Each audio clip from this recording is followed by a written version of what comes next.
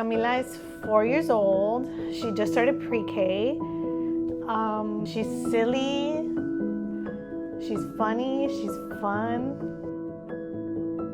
She's fiery. She's a firecracker. She knows what she wants. She's always known what she wants.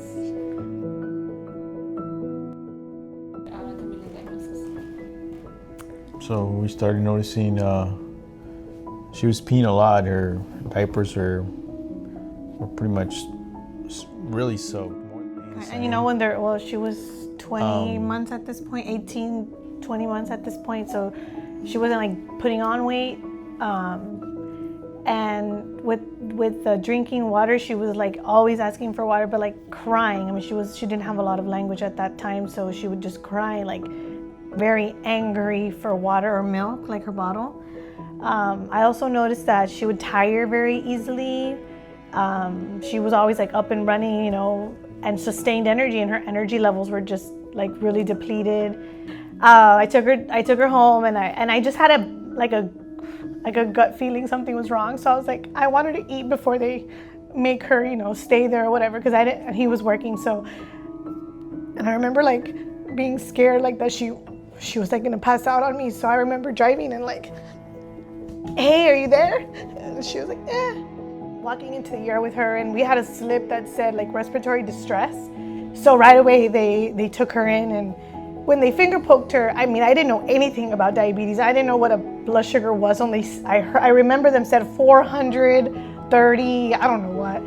And I'm just like, that means nothing to me. Well, now it does. At that point, it didn't. I just had a feeling like she was just showing me little signs, like just to make sure. I wonder if it's that. I hope it's not. I was thinking, but you're in the back of your head, it's like, nah, it can't be. But that's always in the back of your head. It was like, it could be.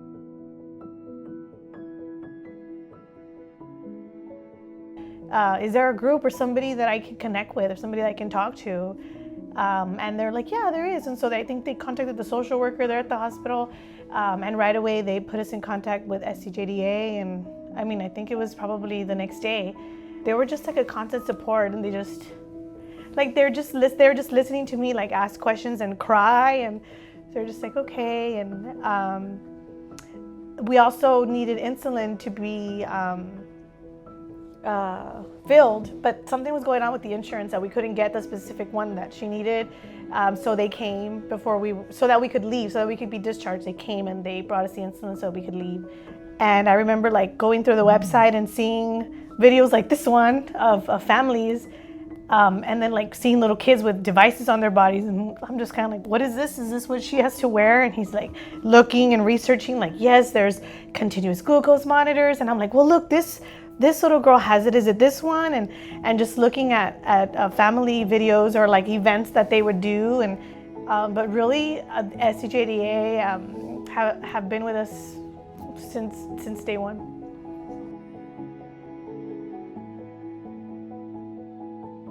So there are basically your support in finding out how to live, how to start a new life with the diagnosis.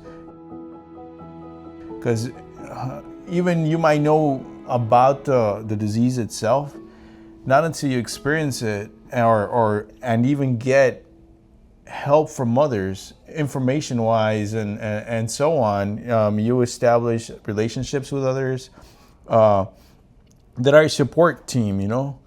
Even for Camila, I get emotional because a lot of, like, she doesn't see herself as different. She's just like, because she has so many friends that wear devices, you know? And a lot of one of her very best friends is also type 1, and we met them through the organization. So it's about bringing people together. It's about creating these connections that are priceless, and the organization gives us that. The diabetes, the walks, we always go and we wear our team shirts, and she's just like, oh, that's my diabetes walk. And she's all about it, right? And all of our family go too, and like her little neighbor friends, like they want to go and they want to join in and wear her shirt, and she just sees it like, this is me. This is like, these are my friends, right? She calls them my diabetes friends.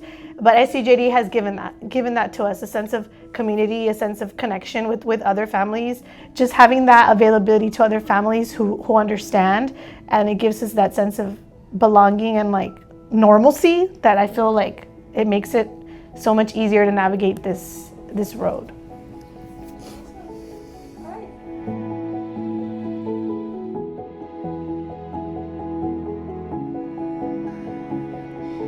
Yeah, she's been very brave of 3 years of diabetes, right, Camila?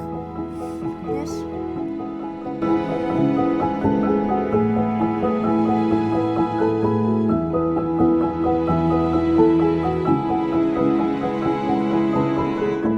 If it wasn't for the organization, we would feel like alone. We would feel like we're going going through this road by ourselves, and it's changed our entire life. But because of those connections that we've made with all of those families and those friends that Camila has, it makes this road like less scary, and like it's normal, right? This is our new normal. Ready? On the count of 3. Ready? 1, 2, 3. Thank you, STJDA! Thank you. Thank you!